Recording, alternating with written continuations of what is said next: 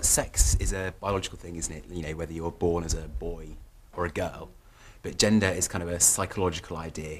I mean, gender can be fluid. There's kind of, you know, completely masculine at one end and then completely feminine at the other end.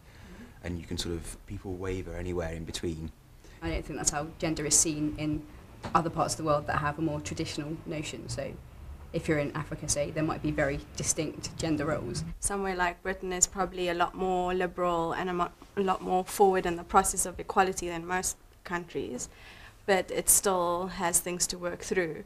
Even simple things like maternity leave or paternity leave, or the fact that a lot of women aren't promoted into higher positions because they're going to have babies, so they're not going to be there, so they're not hired. This country is still very much set up for traditional male and female roles. I mean, people are still very intimidated by extremely successful businesswomen, for example.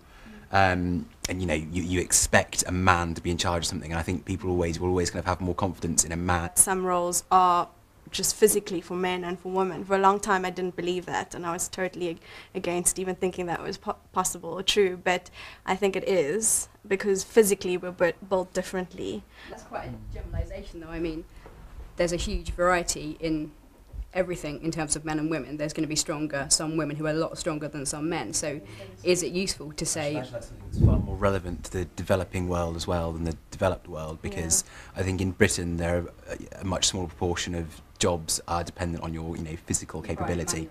So if we've said we're moving in Britain to a situation where there's more similarity between men and women and what we do, if that's not the case in a lot of countries around the world, do we sort of have the right to say to them, I don't think you're doing that well, I don't think you're treating your women right? Is that our responsibility, or is that just getting involved in what is their culture? I feel like the word involved means like you're directly wanting to change something and not allowing someone to learn something and then decide for themselves. That still implies that, you know, we're in the right and they're in the wrong, and, you know, that they're, bless them, not quite bright enough to work out what we've worked out yet. Yeah. It's all about individuals and what they actually want to do, and whether they're supporting the view that we're all equal in the eyes of God, or whether they're supporting another view which says, you know, submit.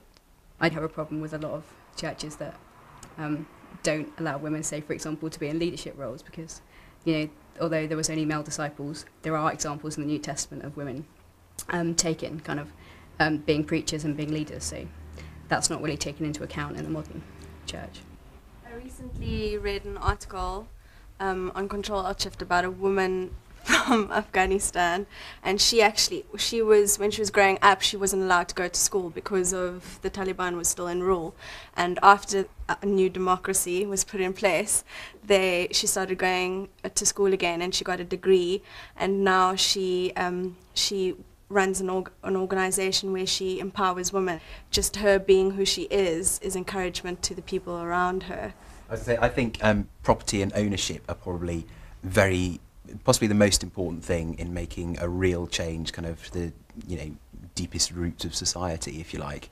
So sort of women being able to equally own things with their husbands, for example, or sort of initiatives where women are sort of help to set up their own business.